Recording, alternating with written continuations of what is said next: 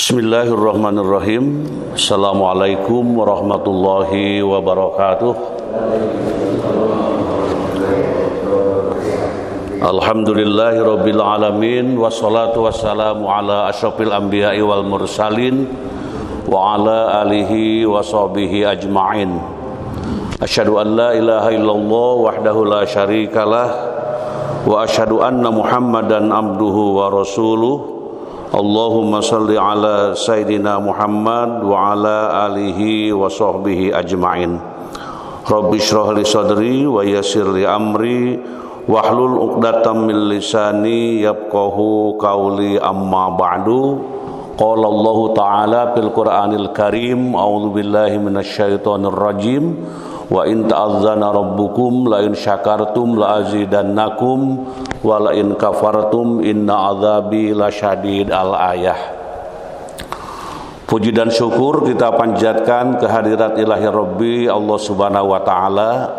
Salawat dan salam semoga terlimpah curah kepada junjungan kita Nabi besar Muhammad sallallahu alaihi wasallam, kepada para keluarganya, para sahabatnya, para pengikutnya, termasuk kita keluarga semuanya mendapatkan rahmat barokah dari Allah Subhanahu wa taala.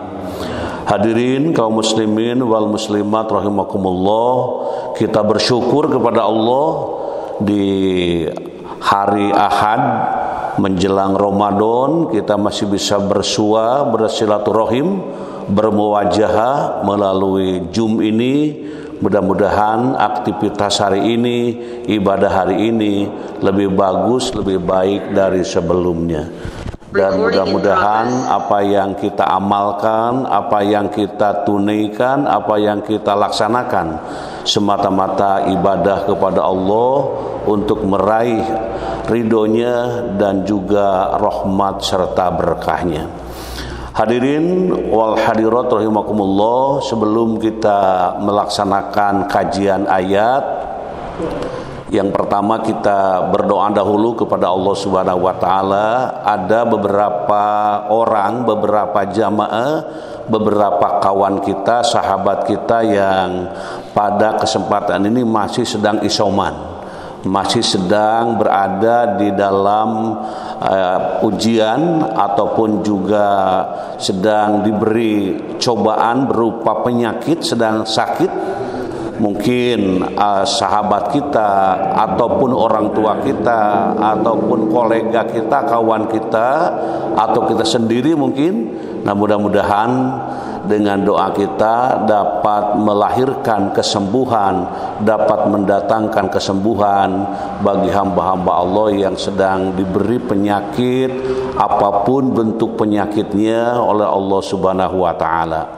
Al-Fatihah. A'udzubillahi minasyaitonirrajim.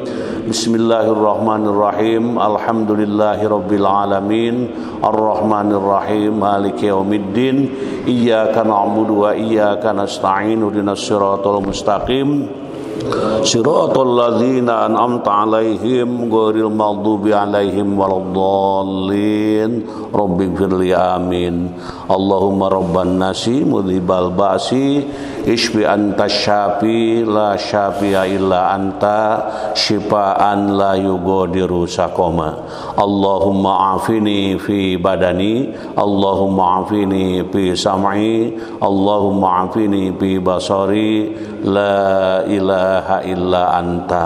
Amin amin ya Allah ya rabbal alamin. Kemudian yang kedua, doa untuk mendapatkan berkah, rahmat serta manfaat dari kajian pada pagi hari ini. Mari kita bersama-sama berdoa memohon kepada Allah Subhanahu wa taala. Allahumma anfa'na bima 'allamtana wa 'allimna ma yanfa'una wa zidna ilma. Allahumma aftah alaina hikmataka wansur alaina min khajaini rahmatika ya arhamar rahimin. Allahumma inna nas'aluka ilman nafi'an wa rizqan thayyiban wa amalan mutaqabbalan. Amin amin ya Allah ya rabbal alamin. Hadirin wal hadirat rahimakumullah, Sebelum kajian pagi hari ini, saya ingin memberikan jawaban terhadap dua pertanyaan yang muncul pada subuh yang lalu atau pada hari yang lalu.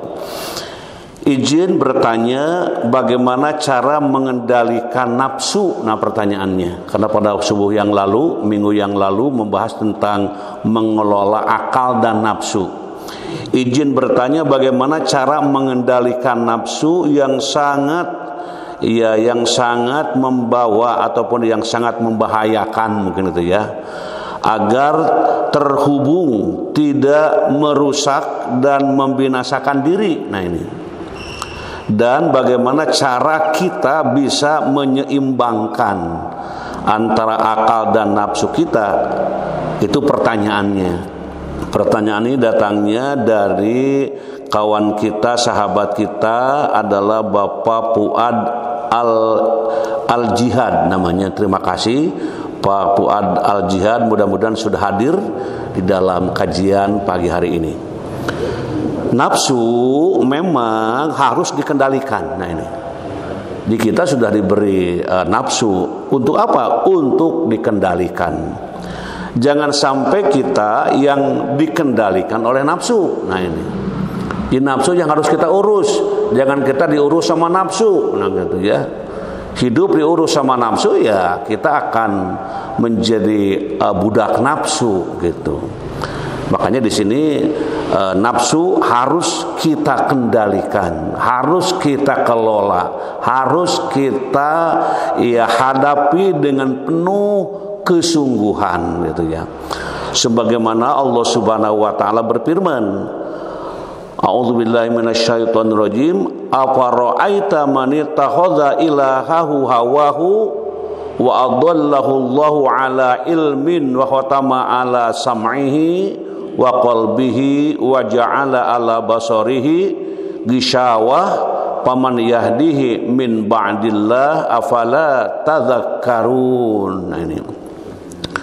Maka pernahkah kamu melihat orang menjadikan hawa nafsunya sebagai Tuhannya dan Allah membiarkannya sesat dengan sepengetahuannya, dan Allah telah mengunci pendengaran dan hatinya serta meletakkan tutup atas penglihatannya. Maka siapa yang mampu memberinya petunjuk setelah Allah membiarkannya sesat? Mengapa kamu tidak mengambil pelajaran? Nah ini diambil dari surat Al-Jasiyah ayat 23. Ayat ini mengisyaratkan agar kita bisa mengendalikan nafsu. Maka hendaklah kita dekat dengan Allah. Tuh gitu.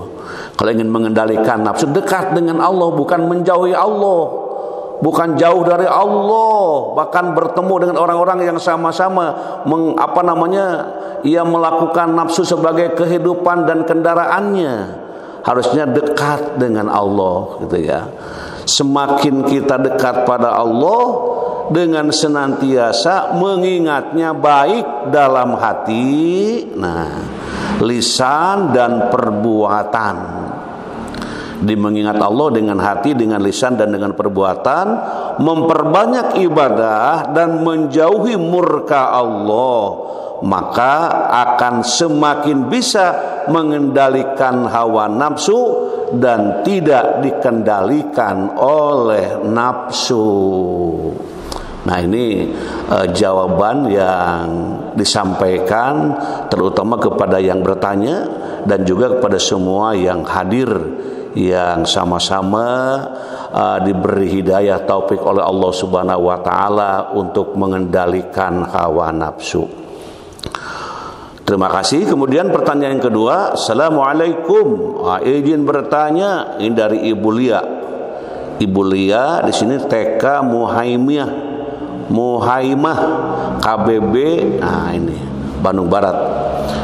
Jadi pertanyaan, kalau seandainya kita berselisih, Kalau seandainya kita berselisih, nah ya, berselisih mau siapa yang benar ataupun salah, tapi berusaha segera memohon maaf, tapi tidak dimaafkan, bagaimana ini hukumnya?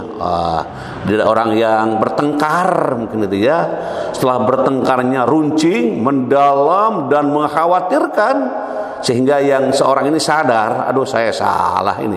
Salah saya ini, kenapa harus mengikuti orang yang seperti ini misalnya. Kemudian akhirnya karena berbuat salah dan merasa salah, akhirnya mohon ampun, mohon maaf kepada orang yang telah ataupun yang berhadapan tadi. Saya langsung minta maaf untuk dimaafkan, namun mereka tidak memaafkannya gitu. Nah, ini bagaimana? Kewajiban kita itu adalah meminta maaf. Apalagi sekarang saya lihat ini dalam menghadapi Ramadan ya, orang pergi ke kampung, mau apa ini? Mau minta maaf. Untuk apa minta maaf? Untuk minta dimaafkan agar masuknya ke bulan suci hatiku ingin suci, dosaku ingin bersih. Sekarang ini luar biasa. Jadi sentuhan ya, ataupun perasaan ingin bertemu dengan bulan Ramadan, ingin sebersih mungkin, bersih dari dosa, dari noda, dari perbuatan-perbuatan yang buruk. Nah, sekarang terjadi, dan memang itulah orang saling memaafkan sebelum terjadinya dan menyambut bulan suci yang sangat mulia itu. Kemudian juga di sini mereka ya dengan berupaya, namun dikatakan tadi, jadi masalah orang lain memaafkan atau tidak, nah ini adalah bukan kuasa kita. Kita mohon maaf kepada mertua, kepada anak, istri, menantu, ya, kepada tetangga. Intinya minta maaf. Urusan memaafkan atau tidak bukan urusan kita. Nah, gitu kira-kira. Jadi urusan kita mah urusan minta maaf. Mau dimaafkan, ya mudah-mudahan. Mau tidak dimaafkan, kita sudah minta maaf. Dan kita tidak bisa memaksa. Akan tetapi dengan meminta maaf setidaknya sudah menggugurkan dosa kita. Dan itu minta maaf itu pekerjaan yang paling berat. Dosen minta maaf ke mahasiswa itu jangan dianggap enteng, berat itu. Apalagi kalau gengsi, apalagi dikendalikan oleh nafsu. Wah, saya tidak akan minta maaf sebelum dia minta maaf. Ini kan orang egois ya. Harusnya kalau ada salah segera minta maaf. Kalau ada yang minta maaf segera memaafkannya. Tetapi terjadi yang sebaliknya.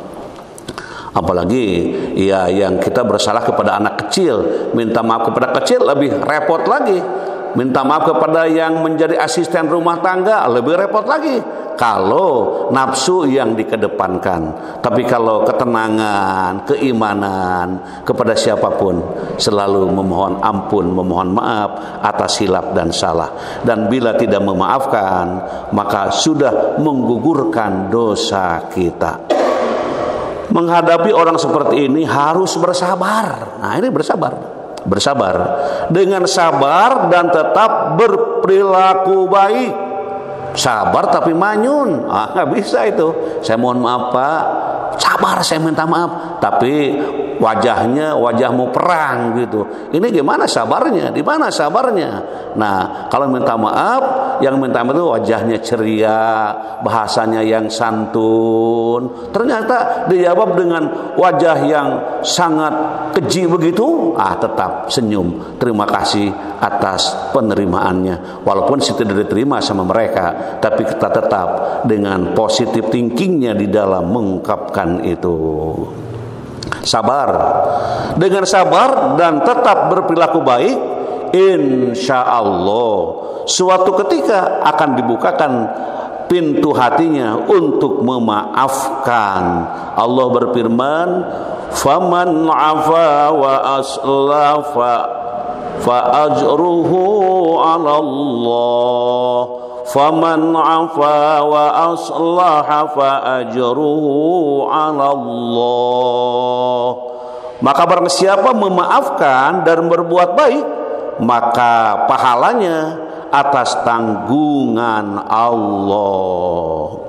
Nah, itu jawaban dari dua insan hamba Allah yang menanyakan. Tentu pertanyaan ini pun insya Allah bermanfaat bagi kita semuanya. Terima kasih, dan mari kita meneruskan kajian pada hari ini.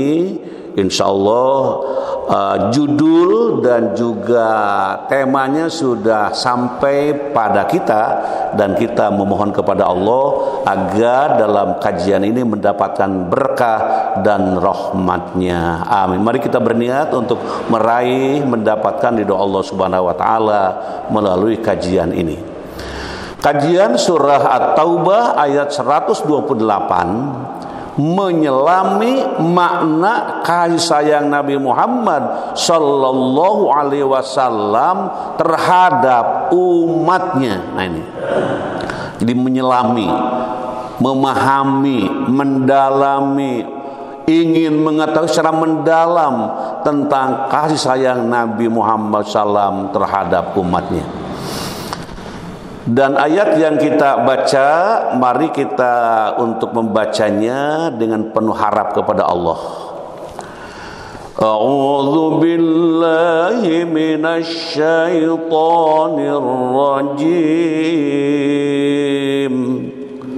Laqad ja'akum rasulun min anfusikum azizun 'alaihi ma 'anittum azizun 'alaihi ma 'anittum harisun 'alaikum bil mu'minin alaikum bil mu'minina raufur rahim. Sekali lagi. Laqad ja'akum rasulun min anfusikum azizun 'alaihi ma 'anittum azizun 'alaihi ma 'anittum harisun 'alaikum bil mu'minin harisun 'alaikum bil mu'minina raufur rahim. Shadaqallahul azim. Arti dari ayat yang kita baca, sungguh telah datang kepadamu seorang rasul dari kaummu sendiri. Berat rasa olehnya penderitaanmu, sangat menginginkan keimanan dan keselamatan bagimu, amat belas kasihan lagi penyayang terhadap orang-orang mukmin. Coba ini membacanya pakai kolbu ya, pakai hati supaya masuk. Jadi bagaimana ini kasih sayang Rasul kepada umatnya yang digambarkan dalam ayat ini. Sungguh telah datang kepadamu seorang Rasul dari kaummu sendiri, berat terasa olehnya penderitaanmu, sangat menginginkan keimanan dan keselamatan bagimu, amat belas kasihan lagi penyayang terhadap orang-orang mukmin. Selanjutnya hadirin wal hadirat rahimakumullah, sebab turunnya ayat yang kita baca, penamaan surat At-Taubah berkaitan dengan pemutusan perjanjian damai dengan kubu musyrikin dan diperbolehkannya memerangi mereka dikarenakan banyak isi perjanjian yang mereka langgar. Turunnya surat At-Taubah merupakan hikmah dari perang Tabuk, yaitu perang terakhir Rasulullah SAW sebelum beliau wafat. Dalam surat At-Taubah terdapat kisah taubatnya 3 orang yang tidak ikut dalam perang Tabuk, di mana sebelumnya ketiganya selalu mengikuti perang melawan musuh-musuh Allah. Mereka adalah Ka'ab bin Malik, Hilal bin Umayyah, dan Murarah bin Ar-Rabi. Itu yang sebab tadi turunnya surat At-Taubah. Hadirin wal hadirat rahimakumullah, terkait dengan turunnya surat At-Taubah, para mufasir ini, para pemikir muslim ya, yang hebat-hebat ini, para mufasir sepakat bahwa surat At-Taubah ini diturunkan pada akhir tahun ke-9 Hijriah. Jadi pada tahun keberapa? Ke-9 Hijriah. Kalau wafat Nabi tahun keberapa? Pada tahun tersebut, nah ini, Nabi Muhammad SAW bersama sejumlah umat Islam berangkat menuju Tabuk dengan maksud untuk menghalau tentara Romawi yang sewaktu-waktu siap menyerang wilayah Islam. Tuh. Hadirin hadirat rahimakumullah. Surah At-Taubah ayat 128 menjelaskan bahwa seorang rasul yang diutus dapat merasakan penderitaan umatnya. Coba, luar biasa ini. Ya, rasul yang diutus itu dapat merasakan penderitaan umatnya, baik lahir maupun batin. Ia menginginkan keselamatan, kebaikan, bahkan segala sesuatu yang membahagiakan bagi umatnya, baik mukmin maupun kafir. Yang Rasul inginkan keimanan mereka. Ini saya ingin mengulangi bahwa Rasulullah SAW, Muhammad SAW, Allahumma salli wa sallim wa barik alaihi, itu yang diutus dapat merasakan penderitaan umatnya. Luar biasa ini, Allah berikan rahmat kepadanya sehingga dapat merasakan penderitaan umatnya, baik lahir maupun batin. Ia menginginkan keselamatan, kebaikan, bahkan segala sesuatu yang membahagiakan bagi umatnya, baik mukmin maupun kafir. Yang Rasul inginkan keimanan mereka. Selanjutnya hadirin jamaah yang berbahagia, ini tafsir ayat. Imam Fakhruddin Ar-Razi menafsirkan surah At-Taubah 128 di atas dalam kitabnya Mafatihul Ghaib dengan memetakannya menjadi 5 bagian. Nah, ini dari ayat yang tadi. Pertama, min anfusikum, yaitu dari kalangan sendiri. Nah, ini dari kalangan sendiri. Maksudnya penegasan bahwa Nabi berasal dari manusia biasa seperti manusia lainnya. Hal ini perlu ditegaskan demi menepis anggapan Nabi berasal dari makhluk lain semisal malaikat. Nah, ini ayat ini yang menepisnya.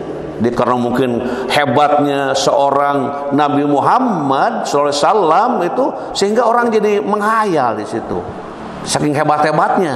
Nah, ini bukan manusia biasa nih. Ini malaikat nih. Nah, maka ayat ini memberikan penjelasannya.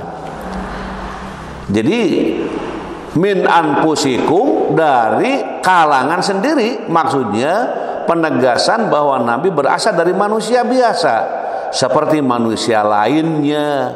Hal ini perlu ditegaskan demi menepis anggapan Nabi berasal dari makhluk lain semisal malaikat. Yang kedua, sifat Nabi azizun. Azizun. Sangat berat hati Nabi Muhammad SAW melihat penderitaan dan kesusahan umat. Masya Allah. Ini azizun. Jadi melihat penderitaan gitu ya. Jadi sangat berat hati Nabi SAW melihat penderitaan dan kesusahan umat. Bahkan seandainya Nabi mengetahui keresahan dan kesusahan yang dirasakan oleh sahabatnya sendiri, maka Nabi tidak segan untuk membantu dan menghapus beban yang dipikul sahabatnya. Inilah yang dikatakan saling menolong, ya, saling membantu apa-apa yang kita lihat, yang kita rasakan. Hadirin wal hadirat rahimakumullah. Yang ketiga, harisun. Apa tadi yang pertama apa? Yang kedua apa? Yang ketiga, harisun. Ini harisun. Harisun itu apa? Perhatian, pelindung, penuh perhatian terhadap tindak tanduk pengikutnya. Prihatin akan keselamatan dan kebahagiaan yang akan diperoleh oleh umatnya di dunia maupun di akhirat. Jadi yang Nabi rasakan itu bukan hanya dunia semata, sampai ke akhirat. Sampai ke akhirat. Oleh sebab itu Nabi menganjurkan umatnya membantu kaum tertindas. Nabi mengajak kaum Ansor di Madinah untuk menyambut kaum pendatang muhajirin. Nabi juga melindungi hak-hak kelompok minoritas. Nabi menghormati sekaligus mengajarkan untuk menghormati harkat dan martabat manusia. Nah ini, apa itu namanya tadi? Harisun. Nabi menganjurkan umatnya membantu kaum tertindas. Yang sudah tertindas tambah ditindas lagi, tidak begitu ya. Yang kelihatan tertindas, mari kita membantunya. Nabi mengajak kaum Ansor, wahai kaum Ansor, untuk menyambut kaum muhajirin, mari kita sambut dengan baik. Nabi juga melindungi hak-hak kelompok minoritas. Jadi yang minoritas merasa aman dengan sikap Nabi itu gitu. Nabi menghormati sekaligus mengajarkan untuk menghormati harkat dan martabat manusia. Allahumma sholli wa sallim wa barik alaih. Selanjutnya hadirin wal hadirat, yang keempat dan kelima, Raufun dan Rahim. Nah ini, apa itu artinya? Welas asih lagi penyayang.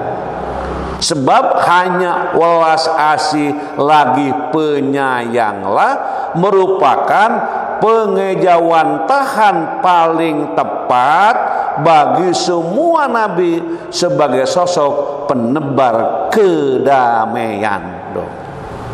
Maka kalimat tadi apa? Raufun Rahimun. Artinya apa? Welas asih lagi penyayang. Welas asih lagi penyayang. Sebab hanya welas asih lagi penyayanglah merupakan pengejawantahan paling tepat bagi semua nabi sebagai sosok penebar kedamaian. Hadirin wal hadirat rahimakumullah. Kita melihat dari sosok ataupun dari sisi nilai-nilai pendidikan. Jadi mendidik menjadi insan yang memiliki sifat kasih sayang kepada sesama manusia, hewan maupun tumbuhan tuh. Tidak dilihat ini orang mana, agamanya apa, apalagi bicara kelompok mana, tidak. Ini namanya manusia. Mendidik menjadi insan yang memiliki sifat kasih sayang. Ini orang tua di rumah nih. Hei, wahai para orang tua, para guru, para dosen, para pejabat, ya, para tokoh, mari menjadikan insan yang ada di sekitar kita, murid kita, anak didik kita, mahasiswa kita, masyarakat kita, untuk selalu kita didik menjadi hamba yang penuh kasih sayang. Kita sampaikan, kita munculkan bagaimana kita menjadi manusia yang penuh kasih sayang. Bahkan manusia manapun, dimanapun, kapanpun, termasuk bukan hanya manusia, termasuk hewan maupun tumbuhan. Nah, ini cara membentuk, menggiring, menjadikan anak didik kita untuk menjadi anak didik yang memiliki sifat kasih sayang, nyaahan, karunyaan. Tuh, adik kakak, adik sayang pada adiknya, pada kakaknya, kakak sayang pada adiknya, orang tua sayang pada anaknya, anak sayang pada orang tua. Terus semuanya dibangun kasih sayang melalui nilai pendidikan. Terus mengajarkan menjadi insan yang dermawan. Nah, ini kepada setiap orang yang membutuhkan bantuan. Jadi kalau ada orang yang minta bantuan, jangan dicuekin. Karena mereka datang minta bantuan itu punya permasalahan, bukan besar dan kecilnya, tapi ada bantuan dan perhatiannya. Jangan ada orang yang datang minta bantuan dimarahi. Kok dimarahi? Apapun yang terjadi, pokoknya kalau ada yang minta bantuan, upayakan kita membantu. Walaupun tidak sepenuhnya, walaupun hanya ala kadarnya, tapi ada perhatian, ada kasih sayang. Urusan mereka bagaimana itu urusan mereka. Urusan kita, urusan menumbuhkan kasih sayang, bagaimana menjadi manusia dermawan, bagaimana menjadi insan dermawan kepada setiap orang yang membutuhkan bantuan. Mengolah hati dan perasaan dalam memperhatikan sesama kaumnya, serta saling mengingatkan dalam kebaikan dan menegakkan agama Allah sesuai pada apa yang Nabi ajarkan. Nah, ini di mengolah hati. Jadi maka hati itu diolah. Jangan sampai menyakiti hati orang, jangan sampai menyakiti hati binatang, jangan sampai menyakiti makhluk Allah.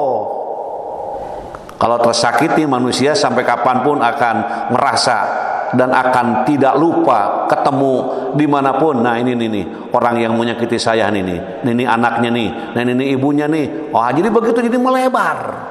Makanya tanamkan kepada anak kita untuk tetap menjadi orang yang selalu menjaga hati, mengolah hati dan perasaan dalam memperhatikan sesama kaumnya, serta saling mengingatkan dalam kebaikan dan menegakkan agama Allah sesuai apa yang Nabi ajarkan. Hadirin wal hadirat rahimakumullah. Apa sih kasih sayang itu? Orang bertanya, apa itu kasih sayang? Ya, mungkin kalau bahasa kita apapun bisa muncul ya. Tapi mari kita lihat dalam tafsir Jalalain, disebutkan bahwa yang dimaksud dengan rauf adalah sangat memiliki kasih sayang, rahmat. Sedangkan rahim adalah menginginkan kebaikan bagi mereka. Sangat memiliki kasih sayang, rahmat, sedangkan rahim adalah menginginkan kebaikan bagi mereka. Selalu ingin berbuat baik untuk orang lain, dimanapun dengan siapapun. Masya Allah, bila hati sudah dibuka, ya, sudah diketuk, sudah diberi hidayah dan taufik, tidak ada manusia yang keras kepala, tidak ada yang keras hati, tapi lunak, ya. Lunak, kenapa? Karena itulah rauf, rahim. Nah, itu. Hadirin hadirat rahimakumullah, kasih sayang Allah dengan mengutus Nabi Muhammad SAW sebagai rahmat ini. Sering kita dengar rahmatan lil alamin. Nah, itu. Wa ma arsalnaka illa rahmatan lil alamin. Mari baca bareng. Wa ma arsalnaka illa rahmatan lil alamin.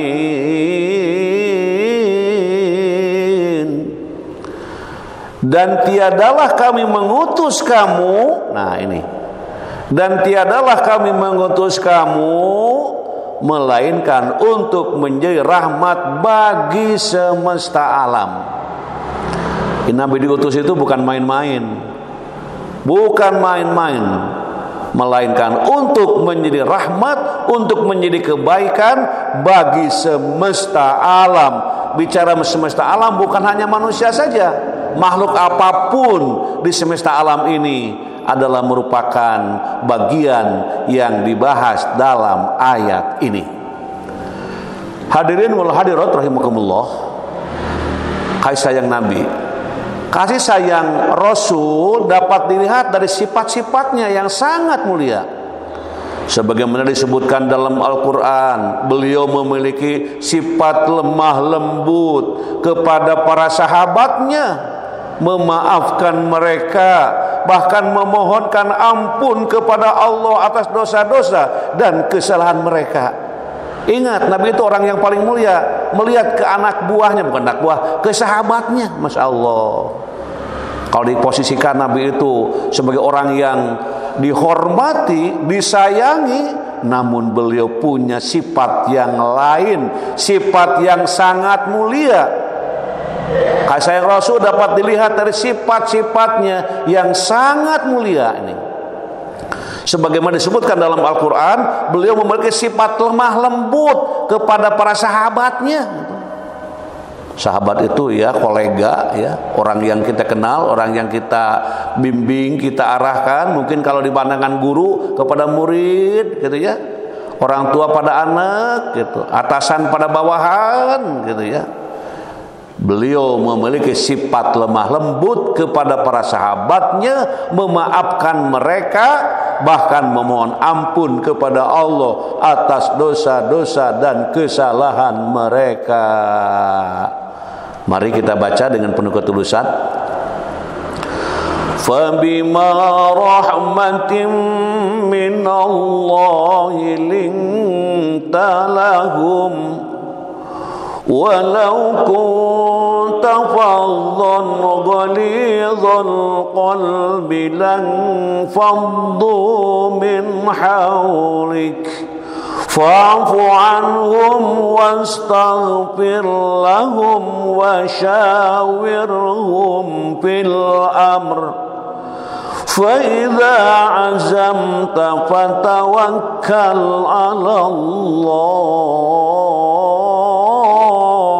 innallaha yuhibbul mutawakkilin. Shadaqallahul azim. Maka disebabkan rahmat dari Allah lah kamu berlaku lemah lembut terhadap mereka.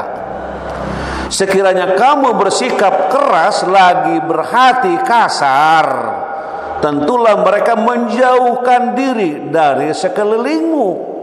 Karena itu maafkanlah mereka, mohonkanlah ampun bagi mereka, dan bermusyawarahlah dengan mereka dalam urusan itu. Kemudian apabila kamu telah membulatkan tekad, maka bertawakallah kepada Allah. Sesungguhnya Allah menyukai orang-orang yang bertawakal kepadanya. Hadirin wal hadirat rahimakumullah, di sini ada kata kunci nih, ada kata-kata yang di atas tadi. Kemudian apabila kamu telah membulatkan tekad, nah ini ya. Kalau kita punya rencana, punya gagasan pemikiran, bahkan begitu mantap pikiran kita nih. Saya ini ingin melaksanakan ini dan saya sudah siap bertubulat ini. Nah jangan lupa, maka bertawakallah kepada Allah.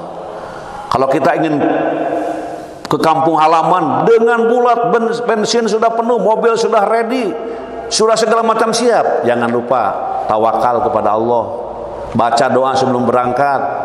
Saya sudah dapat tiket naik pesawat, pesawatnya paling hebat. Jangan lupa bertawakal kepada Allah.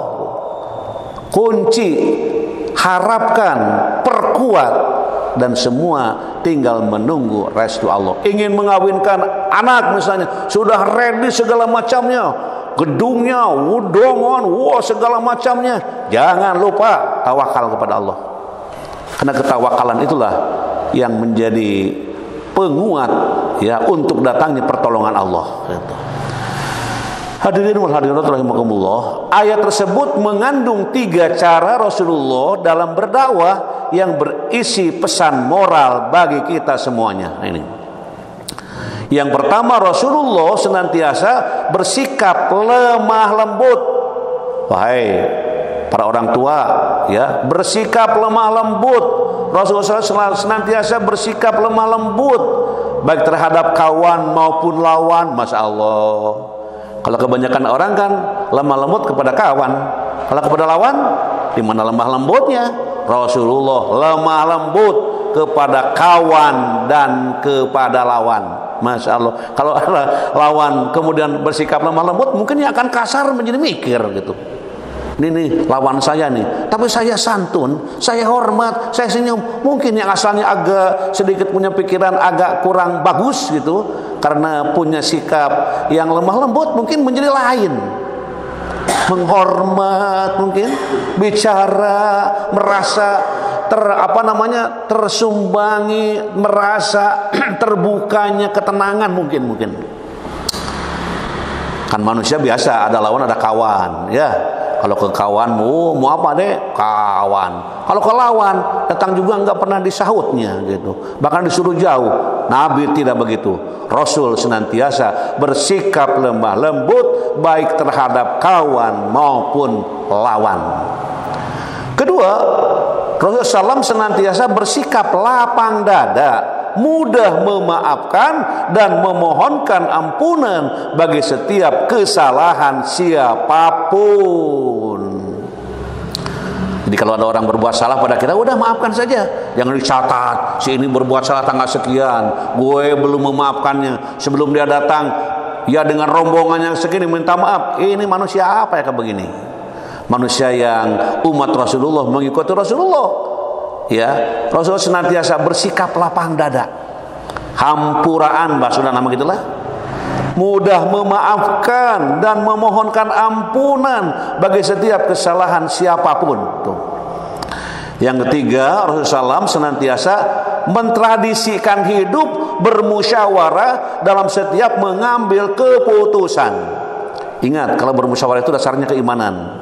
Kalau nafsu, ya bukan musyawarah, cara-cara lain mungkin. Tapi kalau musyawarah, siapapun ini musyawarah, wasyawirhum fil amr, maka bermusyawarah dalam segala urusan kehidupan ini. Di rumah musyawarah, dimanapun musyawarah, kedepankan musyawarah untuk melahirkan suatu gagasan hasil yang menyenangkan, yang membahagiakan. Sebagaimana Rasul senantiasa mentradisikan. Apa mentradisikan? Membiasakan hidup bermusyawarah dalam setiap mengambil keputusan, tidak mengambil sendirian dalam hal apa yang harus diputuskan. Masya Allah. Selanjutnya hadirin wa hadirat rahimakumullah, Al-Imam Ibnu Taimiyah dalam As-Siyasah Asy-Sya'riyah mengatakan, tidak seorang pun di dunia ini yang paling sering melakukan musyawarah dengan para sahabat kecuali Rasulullah. Ulangi sekali lagi, tidak seorang pun di dunia ini, Masya Allah, di dunia Pak Idun, di dunia ini tidak seorang pun di dunia ini yang paling sering melakukan musyawarah dengan para sahabat kecuali Rasulullah sallallahu alaihi wasallam. Allahumma shalli wa sallim wa barik alaihi. Selanjutnya hadirin wal hadirat rahimakumullah, sepak terjang Rasul terhadap umatnya nih, sepak terjang. Rasulullah SAW dihadapkan pada kepedihan, ketabahan, kesabaran dan ujian agar menjadi teladan bagi manusia. Rasulullah SAW pernah patah gigi depannya, kepalanya terluka, terjatuh dari kudanya, kehormatan dan keluhurannya terlukai dan dihina. Para sahabatnya dibunuh dan menderita di perang Uhud. Namun semua itu merupakan jalan untuk meninggikan kedudukan yang dipilih Allah untuknya, Rasulullah SAW mengeluarkan manusia dari kegelapan dan kebodohan dengan cahaya ilmu, serta dari belenggu syirik dan kekufuran menuju dunia tauhid, karena cinta dan sayangnya beliau kepada umat manusia. Asalnya Nabi demikian, ia merasakan beratnya gitu dengan kejadian ini. Dikatakan barusan seperti yang diungkapkan, seperti itulah Nabi. Namun semua itu merupakan jalan ini. Namun semua itu merupakan jalan untuk meninggikan kedudukan yang dipilih Allah untuknya. Kalau jatuh hari ini jangan sedih, maka berdoalah kepada Allah, Engkau tunjukkan jalan yang lebih bagus ya Allah. Aku hari ini kok sedih ya Allah, Engkau bukakan jalan kebahagiaan yang akan datang ya Allah. Allahumma wa ma qadaita alayya min amrin faj'al akibatahu rasyada. Kalau diberi ujian oleh Allah tadi, bertawakal. Kuncinya bertawakal, hasilnya sangat menggembirakan dan membahagiakan, karena tidak semata-mata Allah memberikan keputusan seperti itu kecuali di belakang ada yang lebih bagus dari itu. Camkan hal itu di dalam menjalani hidup yang kita arungi ini. Jangan patah arang, jangan putus asa, bertawakal kepada Allah. Kemudian hadirin jamaah yang berbahagia, Nabi Muhammad SAW memohonkan ampunan untuk umatnya. Dalam riwayat Imam Muslim diriwayatkan oleh sahabat Abdullah bin Amr bin Al-As radhiyallahu an, Nabi Muhammad SAW pernah menangis di hadapannya ketika membaca ayat Allah. Mari kita baca ayatnya.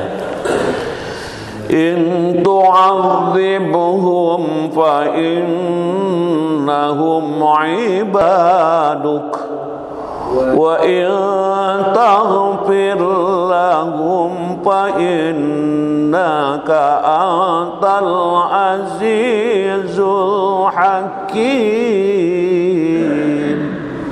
Jika engkau menyiksa mereka, maka sesungguhnya mereka adalah hamba-hamba engkau. Dan jika engkau mengampuni mereka, maka sesungguhnya engkaulah yang maha perkasa lagi maha bijaksana.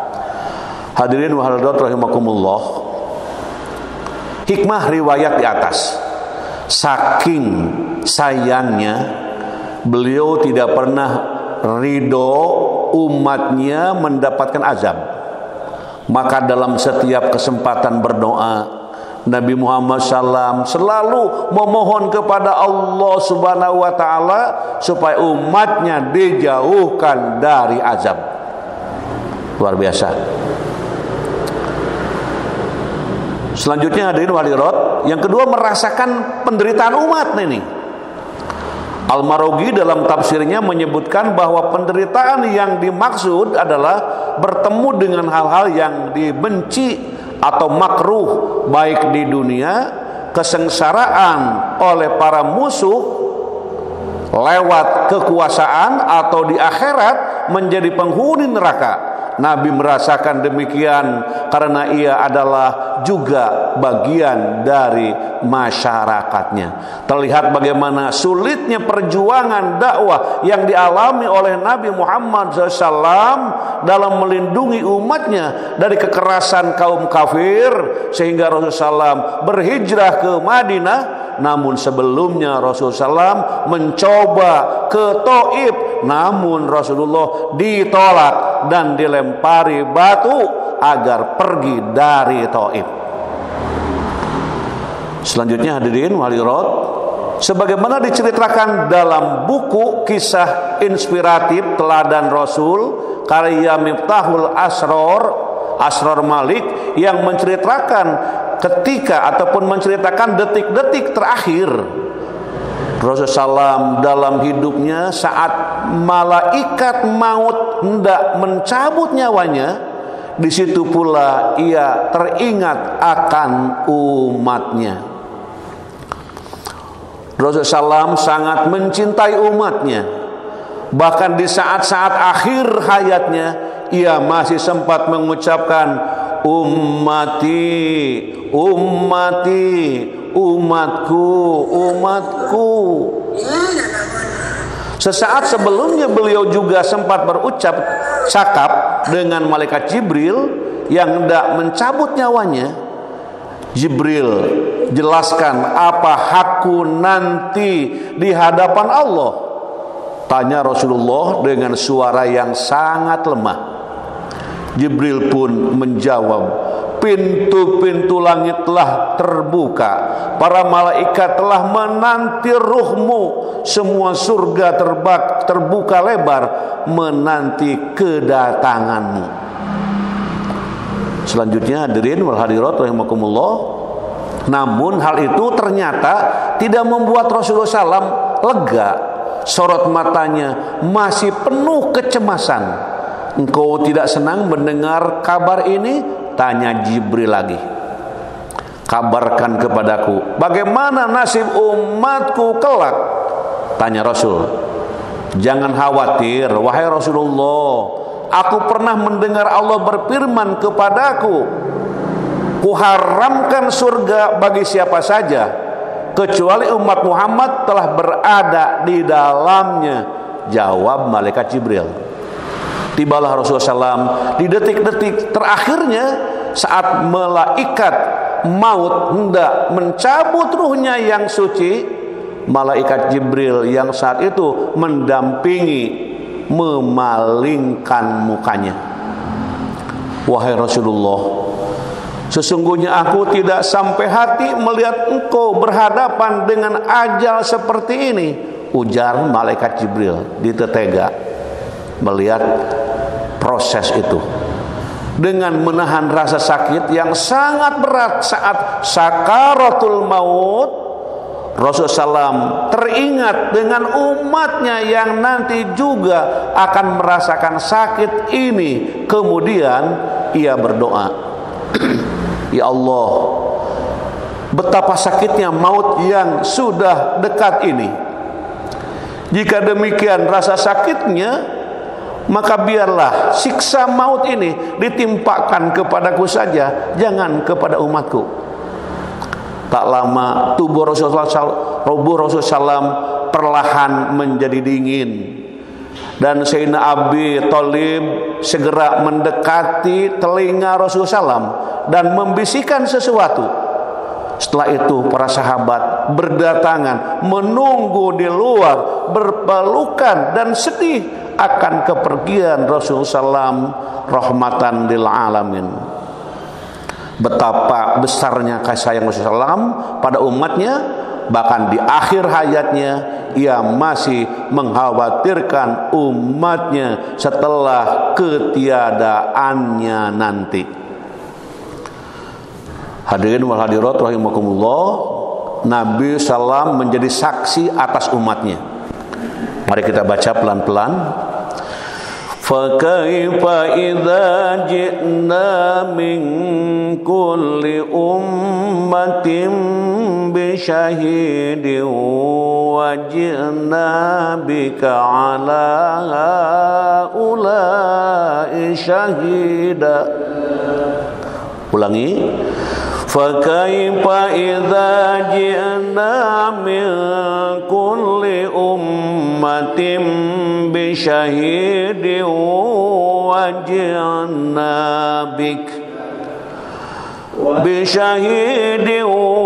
وَجِئْنَا بِكَ عَلَى هَؤُلَاءِ شَهِيدًا. Maka bagaimanakah halnya orang kafir nanti apabila kami mendatangkan seseorang rasul, seseorang saksi rasul dari tiap-tiap umat, dan kami mendatangkan kamu Muhammad sebagai saksi atas mereka itu sebagaimana umatmu. Maka kekhawatiran Nabi Muhammad SAW atas umatnya sangat tinggi, sehingga ia minta syafaat kepada Allah bagi umatnya kelak. Mudah-mudahan kita termasuk umatnya. Selanjutnya hadirin wal hadirat rahimakumullah, syafaat hanya milik Allah. Mari kita baca. Qul lillahi syafa'atu jami'an lahu mulkus samawati wal ardh mulkus samawati wal ardi summa ilaihi turja'un. Katakanlah, hanya kepunyaan Allah syafaat itu semuanya. Kepunyaannya kerajaan langit dan bumi, kemudian kepadanya lah kamu dikembalikan. Hadirin wa hadirat rahimakumullah, Nabi meminta syafaat untuk umatnya nih. Likulli nabiyyin, nah ini ya, likulli nabiyyin da'watun mustajabatun fata'ajjala kullu nabiyyin da'watahu wa inni ikhtaba'tu da'wati syafa'atan li ummati yaumal qiyamati fahiya na'ilatun insyaallahu man mata min ummati la yusyriku billahi syai'a. Nah ini, jadi setiap nabi mempunyai doa yang mustajab, maka setiap nabi doanya dikabulkan segera. Sedangkan saya menyimpan doaku untuk memberikan syafaat kepada umatku di hari kiamat. Syafaat itu insya Allah diperoleh umatku yang meninggal tidak menyekutukan Allah dengan sesuatu apapun. Hadis riwayat Imam Muslim, Imam Tirmizi, Imam Ibnu Majah dan Imam Ahmad. Hadirin wa hadirat rahimakumullah. Nah, ini keutamaan mencintai Nabi, memperoleh kesempatan iman. Rasulullah bersabda, la yu'minu ahadukum hatta akuna ahabba ilaihi min waladihi wa walidihi wan nasi ajma'in. Seseorang tidaklah beriman dengan sempurna hingga aku lebih dicintainya dari anak dan orang tuanya serta manusia seluruhnya. Hadis riwayat Muslim. Nah, ini doa agar ditempatkan bersama Nabi di surga. Halo jamaah, ini doa agar ditempatkan bersama Nabi di surga. Mudah-mudahan yang hadir, yang membaca doa ini dan keluarganya, dan yang tidak hadir tapi tahu ada pengajian ini, semua menjadi ahli surga. Amin. Mari kita baca doanya. Bismillahirrahmanirrahim. Allahumma inni as'aluka imanan la yartaddu wa na'iman la yanfadu wa murafaqata nabiyyika Muhammadin sallallahu alaihi wasallam fi a'la jannatil khuldi. Ulangi. Allahumma inni as'aluka imanan la yartaddu wa na'iman la yanfadu wa murafaqata nabiyyika Muhammadin sallallahu alaihi wasallam fi a'la jannatil khuldi.